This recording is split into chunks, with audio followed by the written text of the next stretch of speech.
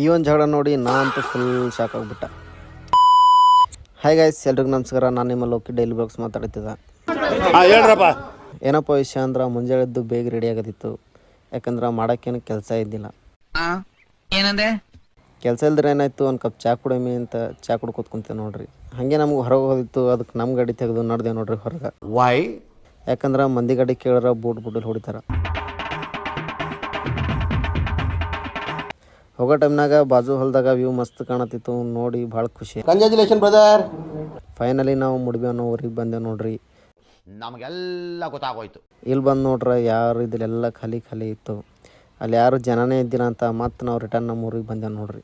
ಯಾವ ಇವೆಲ್ಲ ಊರಿಗೆ ಬಂದು ನೋಡ್ದಾಗ ಗೊತ್ತಾಯ್ತು ನಮ್ಮ ದೋಸ್ತ್ ನಮ್ಮ ಮನೆ ಬಲ್ಲಿ ಬಂದು ಹೇಳ್ಕೊತ್ಕೊಂತೀನೋ ಅಂತ. ಯಾಕಪ್ಪ ಅಂದ್ರೆ ಇಲ್ಲೆಲ್ಲ ಹುಡುಗರೆಲ್ಲ ಸೇರಿ ಕ್ರಿಕೆಟ್ ಆಡತ್ತಿರು, ಇವನಿಗೆ ಭೀ ಆಡ್ಸ್ಕೊಂಡಿಲ್ಲ ಅಂತ ಆಳ್ಕೊತ್ಕೊಂತೀನಿ ನೋಡ್ರಿ. ಈ ಹುಡುಗ ಕ್ರಿಕೆಟ್ ಆಡೋದು ನೋಡಿ ರನ್ನಿಂಗ್ ಮಾಡತ್ತೀನೋ ಏನು ರನ್ ಓಡತ್ತೀನೋ ನಮ್ಗೆ ಒಂದು ಗೊತ್ತಾಗಲ್ಲ. ನಾವೇ ಕನ್ಫ್ಯೂಸ್ ಆಗಿಬಿಟ್ಟು.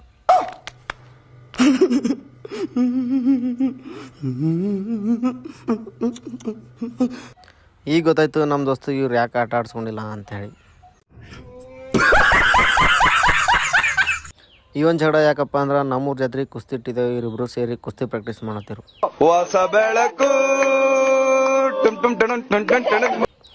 ಈ ವಿಡಿಯೋ ನಿಮ್ಗೆ ಇಷ್ಟ ಆದ್ರೆ ಸಪೋರ್ಟ್ ಮಾಡಿರಿ. ಸಿಗಮಿ ನೆಕ್ಸ್ಟ್ ವಿಡಿಯೋದಾಗ ಅಷ್ಟೇ.